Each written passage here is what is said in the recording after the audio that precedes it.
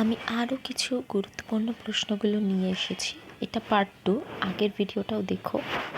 উত্তরগুলি খুব সহজভাবে লেখা আছে যাতে মুখস্থ করতে সুবিধা হয়।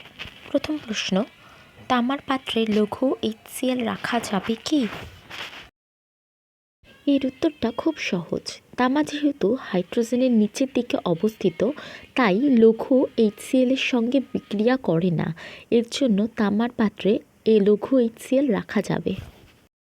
আচ্ছা, এবার দেখো এখানে একটা লিস্ট রয়েছে। লঘু অ্যাসিড থেকে হাইড্রোজেন গ্যাস মুক্ত করার যে প্রবণতার যে শ্রেণীটা, সেটা একটু দেখবে। কে বলতে পটাশিয়াম, ক্যালসিয়াম হচ্ছে Ca, আর Na হচ্ছে সোডিয়াম। এইগুলো কি করতে পারে? লঘু অ্যাসিড থেকে হাইড্রোজেন গ্যাস মুক্ত করার প্রবণতা সব থেকে বেশি, তার জন্য এটা অত্যন্ত সক্রিয় একটা ধাতু। তারপরে দেখো magnesium Mg, aluminium Al, zinc Zn, Fe লোহা, Pb লেড, এইগুলো হচ্ছে মিডিয়াম। তারপরে রয়েছে কি হাইড্রোজেন। এই ছিল হাইড্রোজেন, কিন্তু ঠিক আছে। হাইড্রোজেনের আগে যে মৌলগুলো রয়েছে এগুলো কি করে, তোমার যত লঘু অ্যাসিড রয়েছে তার সঙ্গে হাইড্রোজেন গ্যাস মুক্ত করতে পারে আগেরগুলো।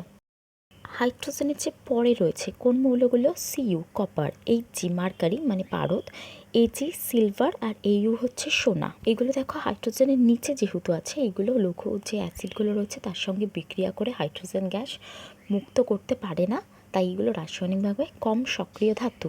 আচ্ছা, এই শ্রেণীটা কিন্তু তোমরা খুব ভালো করে মুখস্থ রাখবে। থেকে 1 মার্কের শর্ট কোশ্চেন থাকে, কিছু মৌলগুলো দিয়ে দেয়, বলে সক্রিয়তা অনুযায়ী সাজাও। চলো পরবর্তী প্রশ্নটি জানি। ডাল্টনের পরমাণুবাদটি লেখো। ডাল্টনের পরমাণুবাদে 5টি স্বীকার্য আছে, এখানে 2টি লিখেছি, সেগুলো আগে বলি। রোমান 1, সমস্ত মৌলিক পদার্থ অসংখ্য অতি ক্ষুদ্র নিরেট কণা দিয়ে গঠিত। রোমান 2, পরমাণু অবিভাজ্য। কোনো রাসায়নিক বিক্রিয়ার মাধ্যমে পরমাণু সৃষ্টি বা ধ্বংস করা যায় না। রোমান 3, একই মৌলিক পদার্থের পরমাণুর ওজন ও ধর্ম একই। রোমান 4, বিভিন্ন মৌলিক পদার্থের পরমাণুর ওজন ও ধর্ম বিভিন্ন। রোমান 5, রাসায়নিক বিক্রিয়ার সময় পরমাণু সর্বদা পূর্ণ সংখ্যার সরল অনুপাতে যুক্ত হয়ে যৌগ গঠন করে। এর প্রশ্নটি হলো, নিউক্লিয়াসের গঠন বর্ণনা করো। এর উত্তরটা আমি খুব ছোট করে লিখেছি, দেখে নাও। নিউক্লিয়াসের গঠন 1, নিউক্লিয় পর্দা। নিউক্লিয়াসকে ঘিরে যে দ্বিস্তরী আবরণ রয়েছে তাকে নিউক্লিয়ার পর্দা বলে। 2, নিউক্লিওপ্লাজম। নিউক্লিয়ার পর্দা দ্বারা আবৃত ঘন স্বচ্ছ দানাদার তরল পদার্থকে নিউক্লিওপ্লাজম বলে। নিউক্লিওলাস ও ক্রোমাটিন জালিকা এতে অবস্থান করে।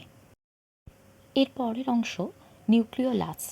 নিউক্লিয়াসে যে ছোট ও অধিকতর ঘন গোলাকার বস্তু দেখা যায় তাকে নিউক্লিওলাস বলে। ক্রোমাটিন জালিকা। নিউক্লিয়াসের অভ্যন্তরে নিউক্লিওপ্লাজমে যে সূত্রাকার তন্তু জালিকা আকারে ছড়ানো থাকে তাকে ক্রোমাটিন জালিকা বা ক্রোমাটিন তন্তু বলা হয়। এবার নিউক্লিয়াসের ছবিটা দেখে নিই। দেখো, নিউক্লিয়ার মেমব্রেন বলতে নিউক্লিয়ার পর্দা, তারপর নিউক্লিওলাস যেটা ছোট গোল হয়ে রয়েছে, নিউক্লিওপ্লাজম যে থকথকে জেলিটা, দুটো পর্দার মাঝে দেখো একটা ছোট ফুটো আছে, সেটাকে নিউক্লিয়ার রন্ধ্র, রন্ধ্র বলতে ফাঁকা ছিদ্র, আর ক্রোমাটিন তন্তু দেখানো হয়েছে ছবিটায়। আঁকাগুলো কিন্তু খুব ভালো করে প্র্যাকটিস করবে। ধন্যবাদ।